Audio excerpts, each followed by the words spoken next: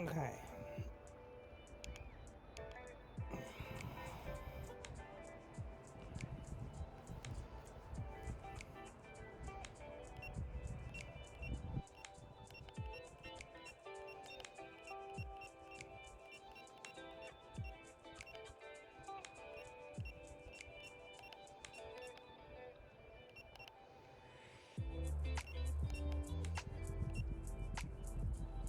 There we go, that's better. Right.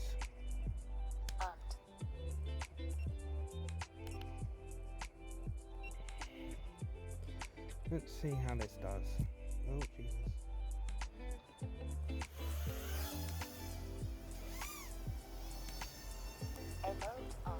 I really need to learn to enable air mode before I take off, so I don't do that. Anyway, welcome to today's video. Today's flights were me making the most of the depressingly grey weather we had this weekend, and gave me a chance to test out some things that I would like to use in future content. The stick cam being the main thing. So far my experience with ExpressLRS has been very good. I feel much more confident in the RC link it provides compared to using the DJI FPV Remote Controller 3, which I previously was using with the O3. I'm currently running ExpressLRS at 250Hz. It's on the high end, but as I mostly do freestyle with the Volador, I don't need the insane range that ExpressLRS is capable of. Even though at 250Hz, it will still outrange the O3 video link very easily. As a thumb pilot, the Zorro's ergonomics are near on perfect for me. Yes, the 18350s let it down. Yes, it would have been nice if it used 18650s. Yes, it only has 250mW ExpressLRS. But using dynamic power helps with the battery life, as it's only using the transmit power it needs instead of just running at a flat transmit power, so you end up with a lot longer battery life. And I have a spare set of batteries for it should my flying session be a rather long one. It tends not to be, but in the case it is, I've got the safety of a spare set of batteries. Once I've had the Zorro some time more, I'll do a proper review of it, so stay tuned for that.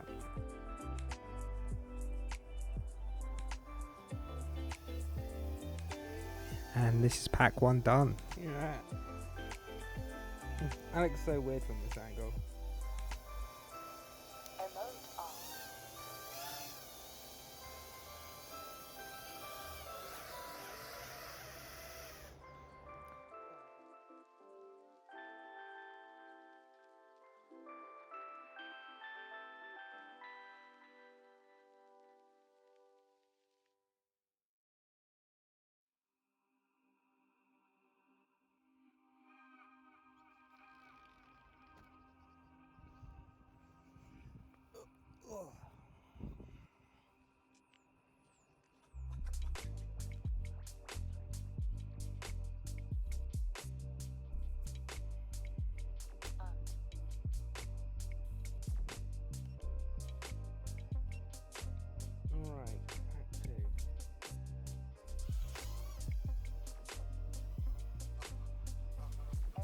This time I did a much better job of engaging air mode. Most of this pack was me kind of getting the fundamentals down, making sure my muscle memory was up to scuff, because sometimes I still get a bit crossed over, so just really nailing it down is kind of been the theme of a lot of the flying I do around the house and in the field. I do plan on doing a proper review style video for the Volador frame in the future. I just need a little bit more time with it. I've had the frame about, I'd say, a little over a month now. Just a tiny bit over a month. I feel like I just need that little bit more time just to get a little bit more sort of flight time in with it. Because we're in that January, February depressing era of British weather at the moment, so there is very little time that I can actually get out and fly. So once the weather starts getting a bit better, I'll be able to get out flying more, and then I'll probably feel a bit more comfortable doing a proper review of the frame.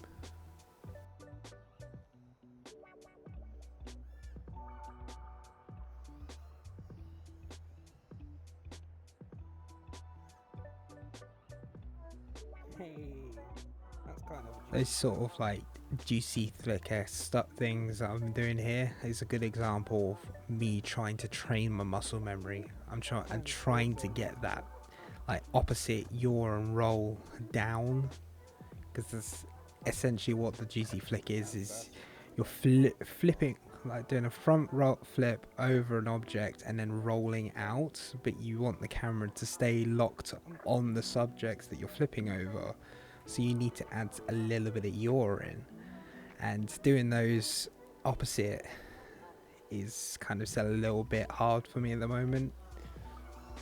Unfortunately, the little batteries I'm using at the moment just for these practice flights don't really last all that long.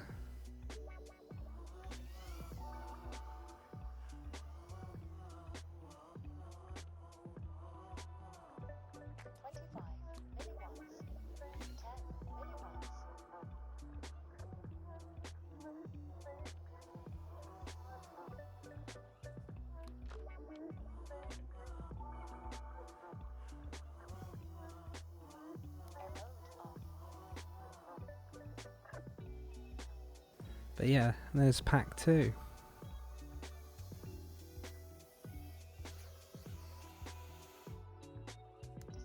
just makes landing so much easier now.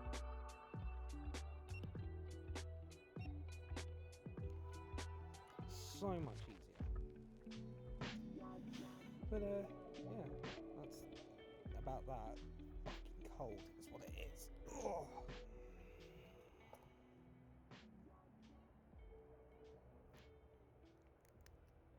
Unplug you. Yeah, I've got all nice little purple bits on it now. It's looking quite nice. I also spent some time during the weekend relearning cinematic flying, since that skill set in my drone flying is very sorely lacking. If you did watch my Hawley Lake video, you'd know that the cinematic flying was not the best. I did get a good few shots in there, but they were very few and far between, and I had to go through all the footage just to find those moments. And I would rather it be like I can use a lot more of the footage instead of having to comb through a ton of unusable footage. So trying to get that skill set up is something I was also trying to work on. I am flying the DJI Mavic Mini. It's currently the only standard camera drone that I own, and I've owned it for, I think I got it at sort of around COVID time, so about a year after it came out. It's still a very, very capable drone, as you can see. It grades very nicely for 8-bit footage as well, which is always a plus. We're now sort of in a time with DJI products where they're just chucking the Osmo Action Force into everything and just hoping it sticks, which, if you didn't know, is the 1/1.3 inch sensor. At some point I would like to build an 04 Pro drone, but that's probably off in the distance. I've got to wait for frames to sort of catch up, as not a lot of frames at the moment actually support the 04 Pro, and that those that have 04 support adapt the 03 to the 04, which is it's so confusing. So the 04, or 04 Lite as a lot of other people are calling it, is essentially the VTX and RC Link comparable to a DJI Neo. So it's on the DJI Neo camera and the VTX and that, but just available for your own drone. And the 04 Pro is the VTX and camera system from the Avata 2, or comparable to that anyway. So yeah, it's going to take it some time before I can actually properly get an 04 drone, I think. And if I do get an 04 drone, it's probably going to be a Cinewhoop anyway.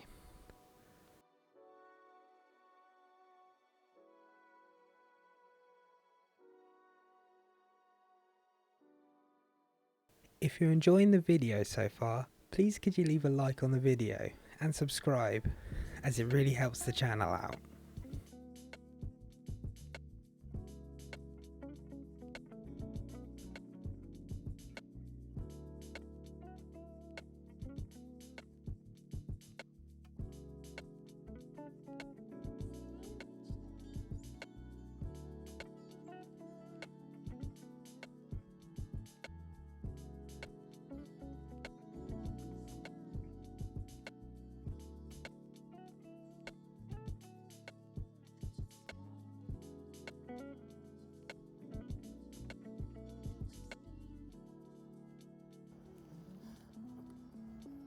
Did I turn these off? I did, didn't I? Rookie mistake, that one. Not ideal. There we go.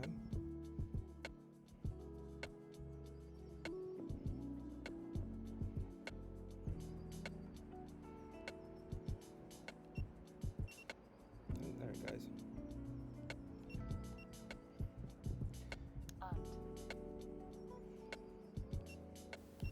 Okay, so we're on to pack 3 now. It's the last pack of the day, as at this point the temperature has started properly plummeting. I also remembered to turn air mode on before I took off. It's probably something I should really get into the habit of doing, now that I've got it on its own switch and it's just not turned on all the time like it used to be. But before I set up that, I didn't actually have enough switches and stuff for the RC3 to do that.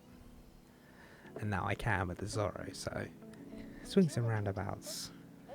I will say, if you're getting into if you're getting into your own built drones, I would say if you're comfortable with the RC3 or you have an RC3 already, just build your drone so it uses the RC link from your VTX, mainly because you've then got something you're comfortable with and you're not having to relearn a controller, because you can always change to an Express LRS controller down the line. That's what I did. I started off with the RC3 when I built my Volador, and now I bought the Zorro.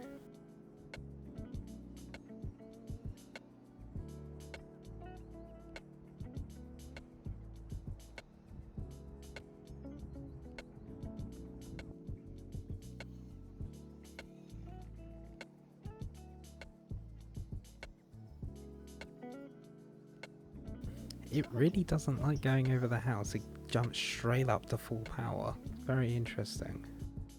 And the main thing I went for the Zorro is because I like that gamepad style. Like, for me, that just feels really comfortable in the hands. Maybe I could have gone for a Boxer so it had full-sized gimbals, but to me it's just too boxy, weirdly. Like, I don't feel comfortable holding that style of controller.